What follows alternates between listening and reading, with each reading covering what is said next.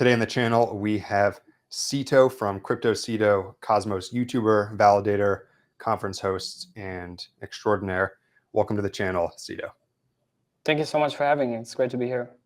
Yeah, pleasure to have you. And to start, I gave a brief intro, but why don't you tell us about yourself and how you got into crypto? Yeah, I actually got into crypto like early 2017, I think around that time during my university studies, and did everything wrong for 3 years, I guess. You know, the full cycle, the full package, ICO mania back in the days. And yeah, eventually stumbled into Cosmos in late 2020. I just had some Atom laying around in my wallet, and I didn't know when I bought them or why I bought them. And I just made a tweet, and thankfully, Jack Sempolin, who is one of the core engineers in Cosmos and one of the designers for IBC, he responded to my tweet and offered me to kind of explain what IBC is, what Cosmos is, the Internet of Blockchains, app chains, which back then was kind of a very new thing or thought. And yeah, he walked me through and basically onboarded me into Cosmos, and yeah, that's how I kind of got into crypto, got into Cosmos, and then also kind of started the channel, and then from there on, the validator, like you mentioned, Stakecito, and then from there actually also the conference with Cosmoverse. So it all kind of ended up working out nicely, and also I think timing was a big factor here to like kind of get into Cosmos at the right time, just around the time IBC went live, or even like 3 months before that. So yeah, that's kind of the quick TLDR. And I know people want to hear about all the cool things happening in Cosmos, but first to dive into the business aspect a bit. So you've got the YouTube channel, validator, conference. Anything else? No, that's it. I mean, that's already a lot. Yeah, I mean, it's really a lot. And I think, like when I got into crypto, I looked at, we talked about it earlier also, like you look at some YouTubers, like, I can do that. I can record videos. But you start recording videos, you start getting into the flow, and you're like, holy shit, this is actually a lot of work. There's a lot of commitment you need to have. You always need to be on the pulse of, the industry, the news, the latest updates. You even need to have some alpha, because otherwise nobody's gonna watch your stuff if you're just repeating what's already out there. So yeah, I feel like the channel already is kind of a full-time job. And yeah, I mean, in my case, I feel like, it's all kind of, even though they're all like separate teams and organizations, and I also build up teams on their own, it's all connected because it's all focused on Cosmos, and obviously there's an overlap on many things. But yeah, and maybe one thing I would also say is like I also do more and more investments into like projects, and few advisories, not that many, but maybe that's also something I think in the long term I'll probably focus on more, and yeah, take it slower on the kind of operations side of things. But yeah, those are the main things. Awesome. And I totally agree, YouTube being full-time job as someone who also does it. I mean, just looking at your channel right now, for people who aren't familiar, Cryptocito, I mean, I'm looking in the past week, most of your videos have 4, 5, 7,000, 8,000 views. Many other videos you have a lot more views. I mean, that's basically like a cable finance news show that you're running just from your YouTube channel in terms of number of views it's getting. Yeah, and we talked also like earlier, it actually took me a very, very long time to get to 1,000 subscribers, and then I think from 1,000 to 10,000 is also a lot of work. And then I feel like, obviously I'm focusing my channel on Cosmos. You're focusing yours also around DeFi, right? You also got in your name. So I think like having one niche, I think growth of the channel also heavily is linked to kind of the success on the niche you're betting on, right? I literally feel like when Cosmos coins are pumping, my subscribers are like exponentially increasing. Over the past couple of weeks, I think the market's been quite bearish, sideways, chopping around in no man's land. There was, as always, drama left and right and discussions on Twitter. So people are losing interest, and I feel like people are just not kind of interested in those things, even though that's actually the time where they should be watching more stuff on YouTube. But yeah, so I'm still very much focused on Cosmos, even though I'm also like branching out into some other ecosystems, even into other kind of narratives. I also think, for example, something like ZK is going to be quite big, and there's also projects that are not in Cosmos, but I obviously still kind of cover them, right? But I also know that, once Cosmos as an ecosystem collectively outperforms the market, or if we have a bull run, I guess all our subscriber numbers and viewership is just 10xing. So looking forward to those times. They will come, I'm sure. Totally. Yeah, I had one moment in December where I had been making a lot of videos on Solana in the fall, and then there was that day where there was the Cito airdrop, and then Solana started just suddenly popping off out of nowhere. So I was in a 6-hour car ride while I was driving. I was driving to my uncle's house in like a rural part of New England, and so I couldn't check my phone, but I was getting a ping. I get a ping every time someone signs up for a paid version of my Substack, and I think on this car ride, usually I get like one a day. I got like 50 during this one car ride. I was like, what the heck is happening? And it was just because suddenly Solana took off, and these old videos I had were getting like thousands of views. So before we get into Cosmos Thesis and into all of that, I had a question on Twitter from Calculator Guy, another great DeFi channel. I think larger than mine. I think larger than either of ours. He asked, how do you avoid burnout? Yeah, that's a great question. I even responded to a tweet saying that's a great question, because crypto, I mean, that's really the kind of downside of being in crypto, is this shit is never off. Like it's 24/7. There's always something happening, right? Bullish news, bearish news, but it all just keeps you awake all the time, right? And if you're building something, whether you're a project founder or you're running a channel or whatever, I feel like you constantly have this pressure that you kind of need to be there, right? You need to be aware of what's going on, right? Because eventually, also what you're doing, what I have done, is like we made crypto our career decision, right? Which means like everything we kind of do depends on it, right? So I feel like, what I said earlier about kind of my involvements and the companies that I founded and I'm running, I kind of feel like I want to step back a little bit from like operational side of things and go more kind of on the strategic side of things, because I feel, if you're just doing too much and you kind of want to do everything on your own and the thumbnails and this and that, like this can actually lead to a burnout, and you just feel like you're kind of getting overworked. So I actually don't really have an answer to this. I just feel like it's a good question to ask. But also I feel like another thing, how you can avoid kind of overworking yourself, burning out, overexposing yourself to the industry, is by just being kind of, setting targets, setting goals, and then also have the discipline to say, okay, I achieved XYZ, and now I'm kind of either seeking into how can I automate things, or how can I find a person that can help me, and then kind of optimize those processes, right? But I think, yeah, we're also like so young in this industry, so many things are so exciting. Literally, we have the ETF decision coming up on Ethereum. We have so many things that are always happening, and yeah, it's just a tough industry, I guess, to like work in. 100%, especially if your income and investments both tied to crypto. I think something that people who aren't working in it underestimate is the fact that if you believe in it, you're going to be invested and also getting your income usually. But then it's like, okay, when the market is down, your investments have halved, or they've gone down by 80% in price sometimes, and then also your income is down, which is worst of both worlds. For me, I mean, something I'll say is that I definitely have the same issues with burnout, like always trying to say, okay, we need to grow this faster, need to keep the foot down on the gas pedal.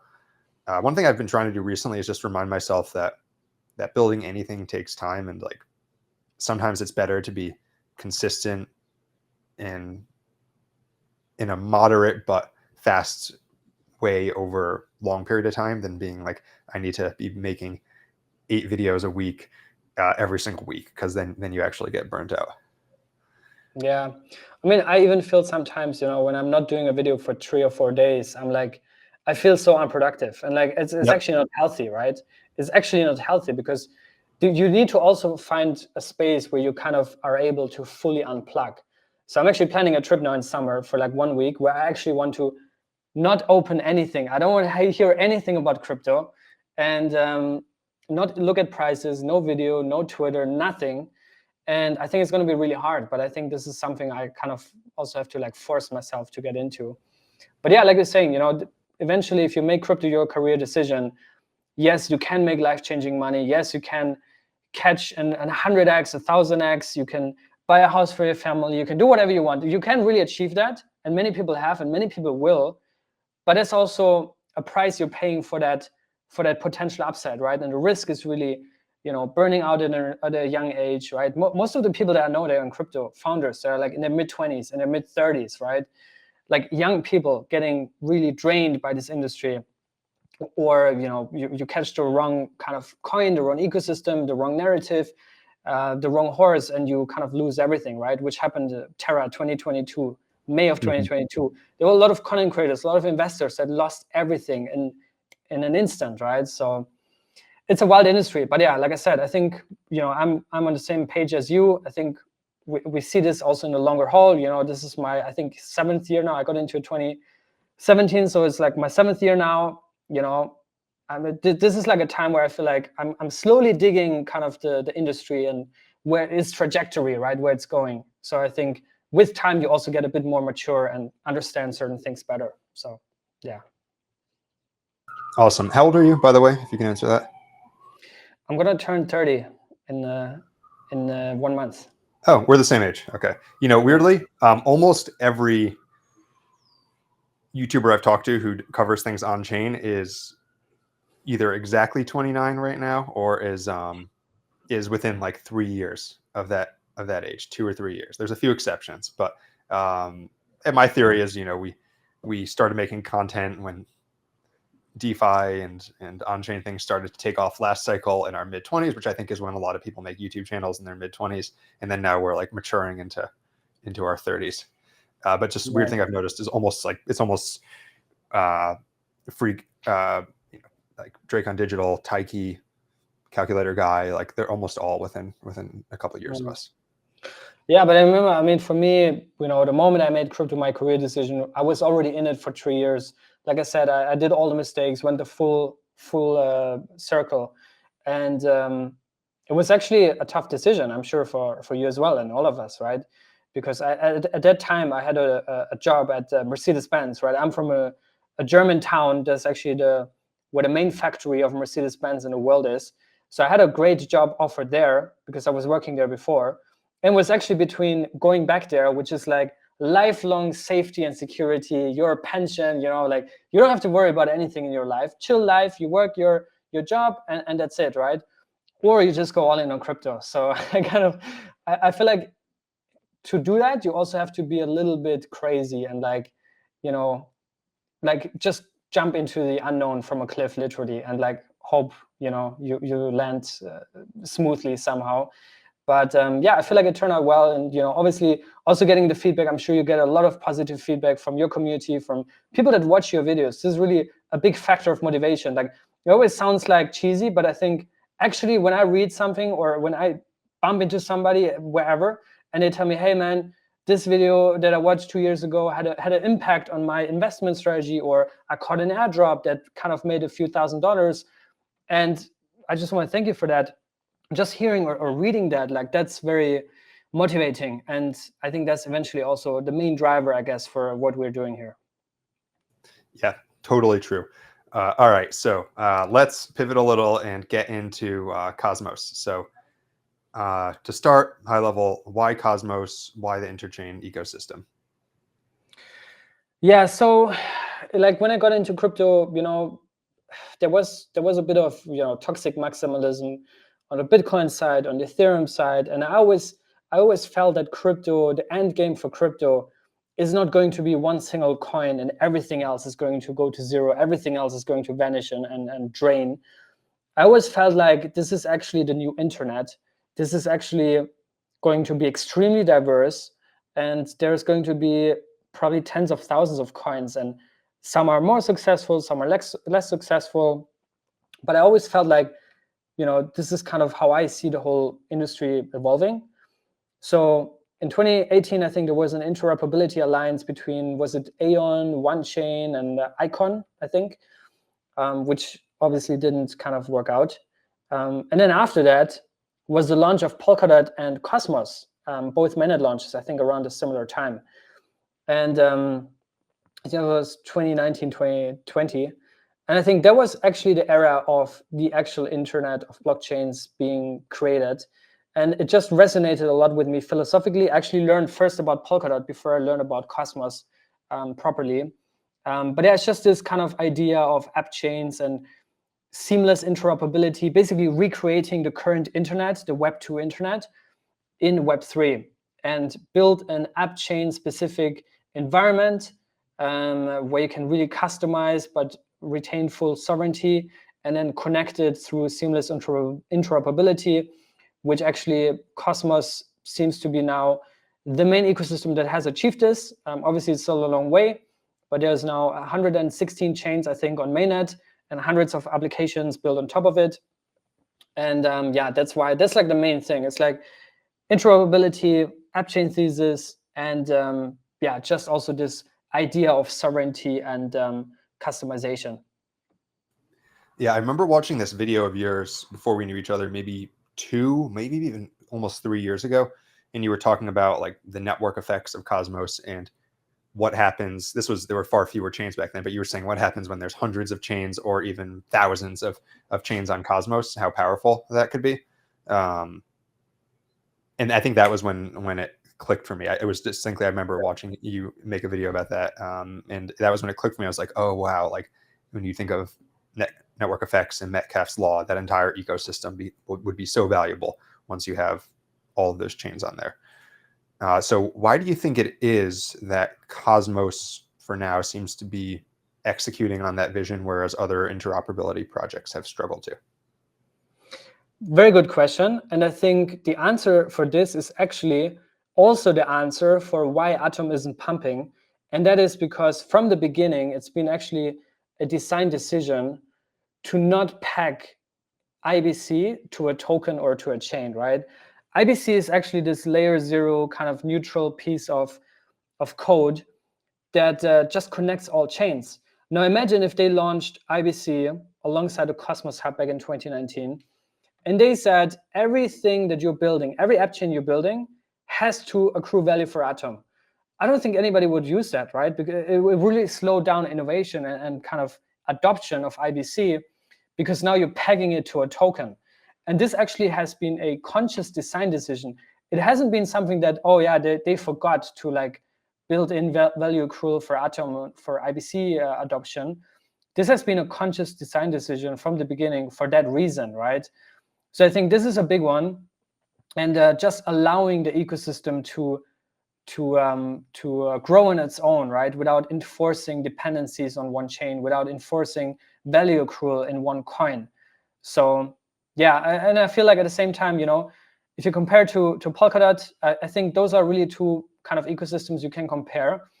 The reason I feel like why Cosmos is a lot more successful on the interoperability side is because Cosmos actually focused first on shipping IBC and then getting adoption for that, whereas Polkadot focused more on, you know, accruing value for the Polkadot relay chain or the Kusama relay chain. They tried this canary thesis, which I'm not sure if that kind of worked out, but Polkadot focused more on that, right? Shared security, building out a parachain that accrues a lot of value, and Cosmos just started on the other end of the spectrum, which is like building this neutral piece of code and then build out the app chain economy. And now the Cosmos Hub is actually working on implementing a new version of shared security that will also, you know, accrue more and more value for Atom, while Atom itself is not actually the center on which everything depends on, right? So. Got it. Yeah. I think that's a beautiful explanation. And so which tokens do you think, this is a question I ask periodically, and people always disagree. We're not making calls here, right? But which tokens do you think actually are best positioned to capture value from the growth of the interchain? That's a good question. I mean, I think if you look in different, like the way I see crypto is like in different categories, right? In different narratives. You have the AI narrative, for example, right? What are the top coins in that field? Well, you have Fetch AI, which is a Cosmos chain. You have Akash Network that is doing AI infrastructure in that field as well, also Cosmos Chain. You have a lot of these top contenders in the AI field that are all Cosmos chains. So you can say, hey, I'm bullish on Cosmos, I'm bullish on AI.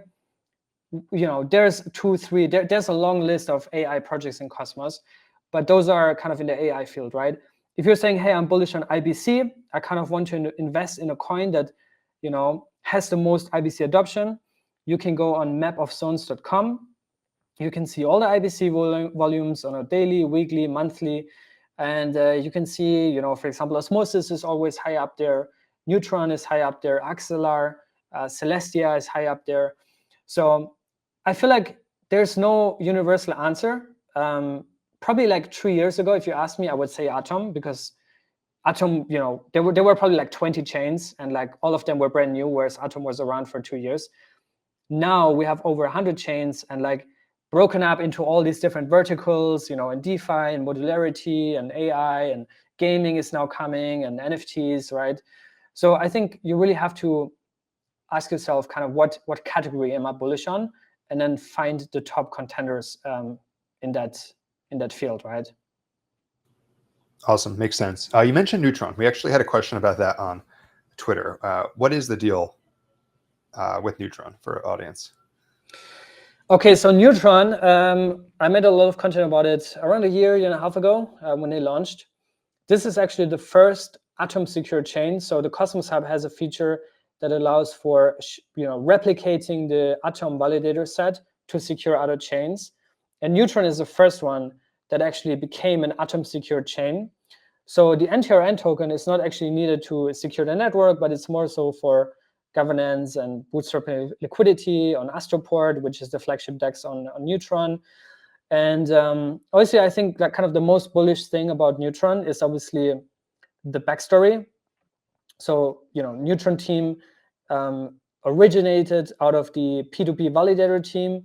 And the P2P validator team is not only OG Cosmos people, but actually also the team that bootstrapped and launched Lido, right? And Lido is inarguably the most successful application in all crypto, like $30 billion valuation or something. So yeah, it's pretty much the same team, and they're now rolling out a permissionless, smart contract platform. They've already been doing that for a year, onboarding more and more applications and developers and builders. So yeah, I'm quite bullish on it.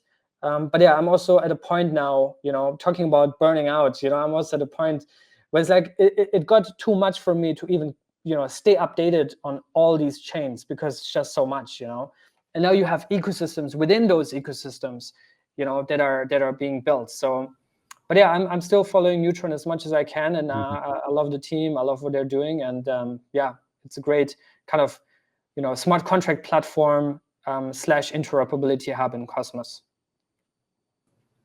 Cool. I didn't know that about their team. That's definitely a pretty big differentiator.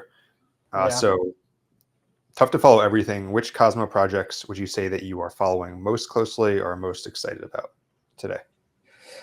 Yeah, I mean, Atom, I always follow the Cosmos Hub. I think while not being the center on which everything depends on, I still think the Cosmos Hub bootstrapped the technology, bootstrapped the ecosystem, all communities.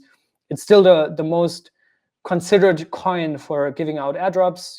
TIA, we got the TIA airdrop, we got the Dimension airdrop, we're going to get the Namada airdrop, the Neutron airdrop. We got countless airdrops for staking Atom. And I feel like now with this Q2 roadmap about becoming a security aggregator, enabling Bitcoin staking through Babylon, I think that's a big, huge experiment, but I think it's also very, very exciting. So I'm following the Cosmos Hub, I'm following Celestia. I think this whole concept of modularity is really, a new era for crypto. So, some of the modularity projects as well, like Movement Labs, I really like them as well. And yeah, there's a lot more. And then also I would say Akash Network is one I'm also following. GPU kind of AI play. They also got more and more integrations now, also with Eric Voorhees' new project, Venice.ai. That's also a nice integration and partnership. Osmosis I'm following actively, kind of the DeFi hub in Cosmos. And yeah, also some of the newer ones, I would say, like Say Network, that's also an interesting one. And yeah, it's a long list, but like, yeah, those are probably some of the ones I'm following more. Cool. Awesome. No, that's definitely plenty to keep you busy, because a lot of those ones, like you said, like Say has its own ecosystem. Osmosis starting to have its own ecosystem now. Plus, you have Celestia, right, which you mentioned has huge ecosystem. So one thing I wanted to actually get into with that is this rise in modular Ethereum rollups over the past year or so, where you have solutions like Celestia and others that are being integrated into these Ethereum rollups. But it feels to me like the Ethereum and Cosmos ecosystems are becoming more similar, where sometimes it's not even, it becomes tough to classify something, where it's like, okay, is this like, it's an Ethereum ecosystem, but could this also be classified as being part of the Cosmos ecosystem? What's your take on that sort of perception as well as that trend? Yeah, I mean, I think in terms of classifying a project in Cosmos ecosystem, Ethereum, whatever, I think this whole idea of like modularity and interoperability makes this question actually irrelevant, right? Because eventually you'll have the best of each kind of tech stack, right? And you can just merge them, and you can build custom applications for whichever application you want to build in whichever field. That said, I'm not too much like on the pulse of kind of the Ethereum roadmap, where there are L2s, L3, L4, whatever. I do know that there are some kind of talks and conversations, a lot of also mutual respect between Ethereum developers and Cosmos developers. Also, a lot of main kind of Cosmos developers are actually ex-Ethereum developers. So there's certainly a lot of like overlap in certain things and ideas. I think about the whole kind of rollup space itself, I think it's a very interesting kind of evolution, but also I feel like, and I talked about this also with Nick White from Celestia, is like there's also this risk that we might just get into a kind of oversupply of block space, and like we have all these rollups, we have all these layers and all of that, but what about applications? What about users? What about protocol revenue, right? Like we don't want to have chains to produce empty blocks in the end of the day, right? We also want to actually have something that people can play around with, that people can do, that actually has a use case. So I think, I also saw your recent Parachain interview with Smokey. I think they're in a good spot because number one, they don't really care about, we're Cosmos, we're this, we're that, which also might have some other reasons, but maybe it's a different seminar. But I think they're building an ecosystem on their own, but they also say, hey, we want to focus a lot on the user, right, on the application. And I think that's actually the more important, thing to focus on. So,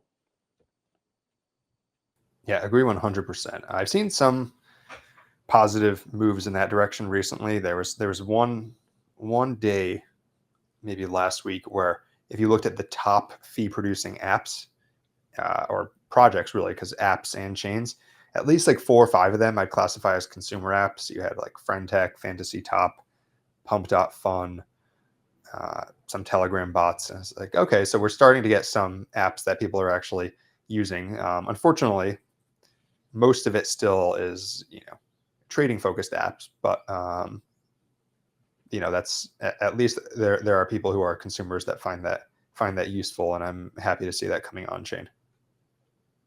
Yeah. I mean, I think, yeah, it's also closely tied, I guess, to kind of the sentiment on crypto as an industry, right? I think 2 years ago, nobody really cared.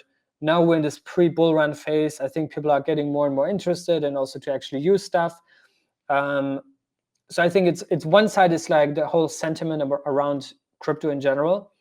Another side is also the resilience of the underlying infrastructure, right? And to make sure that this stuff is actually secure and safe to use, right? Because yeah, people are still scared of being racked and getting hacked and whatever. Multi-billion-dollar protocols have been hacked over the years, so it is still scary, I think, especially for newer people. Whereas I think for the kind of OG, for the crypto veterans, the DeFi veterans, that've been around since 2020 DeFi summer, I think they are more willing to, and they probably understand also more the dynamics of all these things. But yeah, that's what I said earlier. Like, you have huge upside, but it's also still very early, which means there's huge risks involved. And like, I think we have to go through more iterations of DeFi, of NFTs, of metaverse, which is probably going to take another couple of years. Also, legislation and regulations have to level up their game, because otherwise, crypto is going to be an isolated industry where people just repeat the same things over and over. So I think it's probably going to take a couple more years until we really see actual consumer adoption.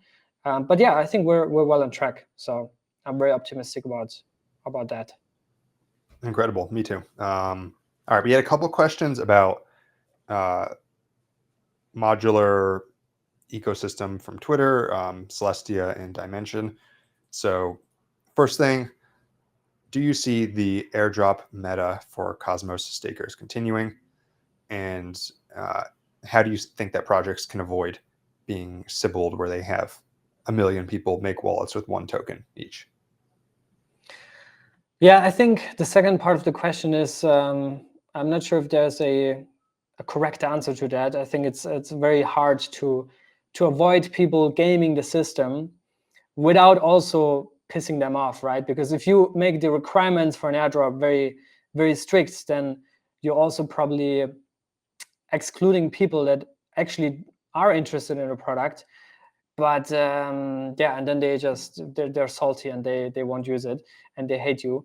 But I think the first part of the question, I think the airdrop meta is still very much intact. I think in Cosmos, like I said earlier, I think Atom is still kind of the main token for airdrops. You also now have this Atom shared security ecosystem coming together. So there's going to be a couple airdrops. I think for TIA and Dimension, especially for TIA, I would say, for TIA, there's going to be more airdrops. I think a lot of the projects are still going to launch, like Movement. I think that's going to be one. Eclipse, Initia, I think they also might be doing some airdrops. Mitosis, there's a couple more. Just going through the list. I think if you go on celestia.org/ecosystem, you can see all of the projects that are launching, right? Shogun is also launching. That could also do an airdrop. So I think that's still intact. But I think there's probably like 3 or 4 like tokens that you should be staking.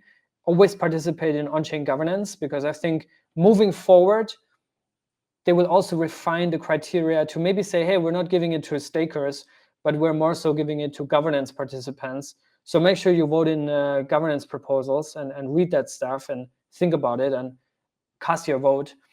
Use testnets early. I think maybe airdrops will shift also more into that direction, where you actually have to be a user before mainnet. But generally speaking, I think the past 3 months have probably been slow, because also a lot of these projects have pushed back their launch dates and TGE because of the market sentiment. But I think we're still going to see a lot of airdrops.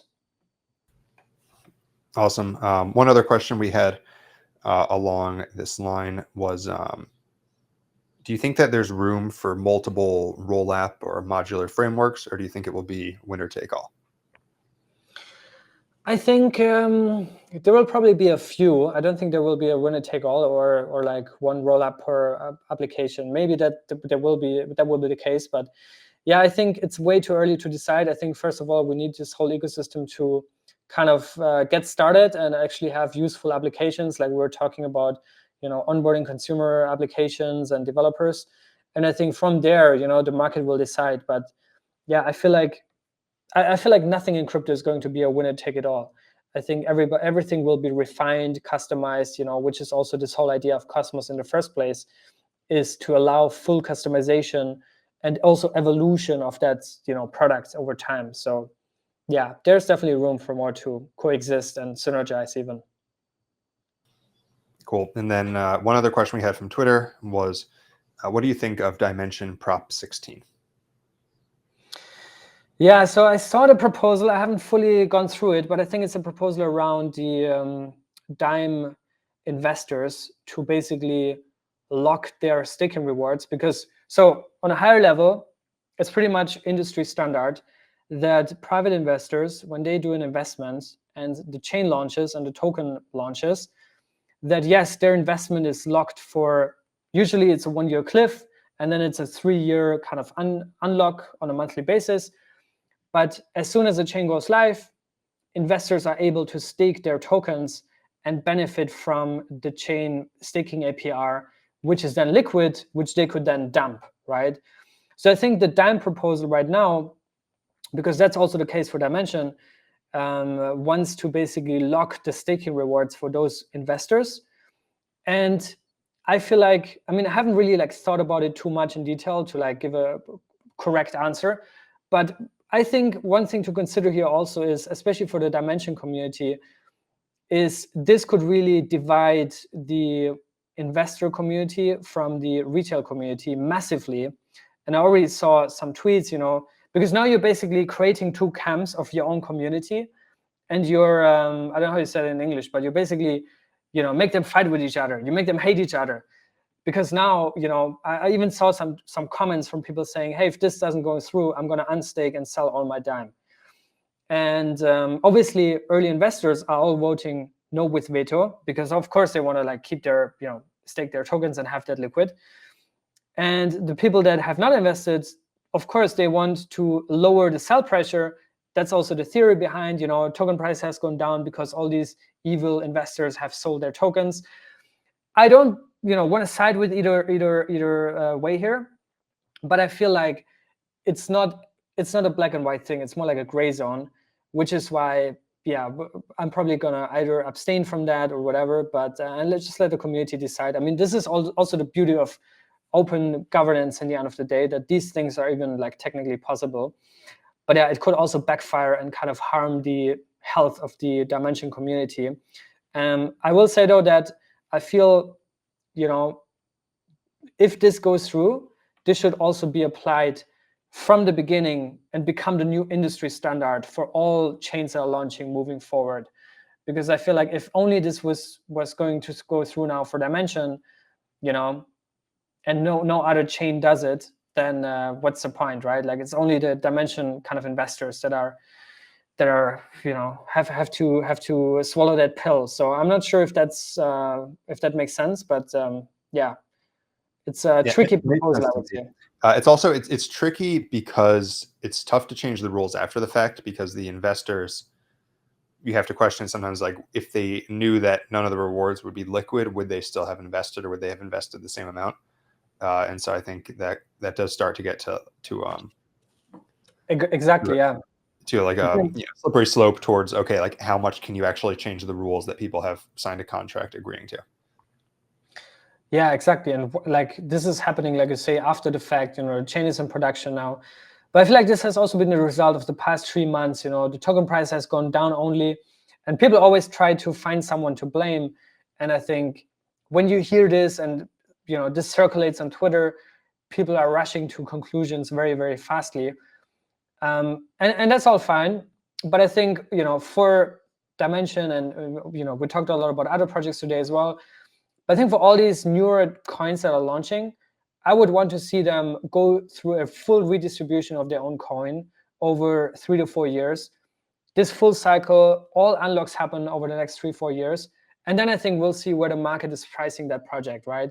And if that project actually managed to achieve product market fit, generate protocol revenue, I think this will show over time. But yeah, I mean, Dimension has only been live for a couple of months, right? So this is why I see the danger that this could rather like cause harm between the core investor community that's been around years before Dimension launched, and kind of the retail community. They're really now divided more and more, and I'm not sure if that's helpful. Yeah, totally feel that. It's always tough also with a media organization. Yeah. You want to be friendly to both camps. All right, so we've been on the call for a while now, so starting to wrap things up. First sort of conclusion question is, what advice would you have for people who were starting a career in crypto? My best advice is probably do as much and get as far as you can alone. Like don't think that you can only do something if you have your best friend on board, another co-founder on board. I think do as much as you can alone, and really, I mean, this is obviously, you know, find what you like doing, your niche and all of that, but dare to take risks on your own without getting people in too early, because that could dilute your vision and it could also dilute your commitment in the longer term. So I think that's really like one of my top learnings.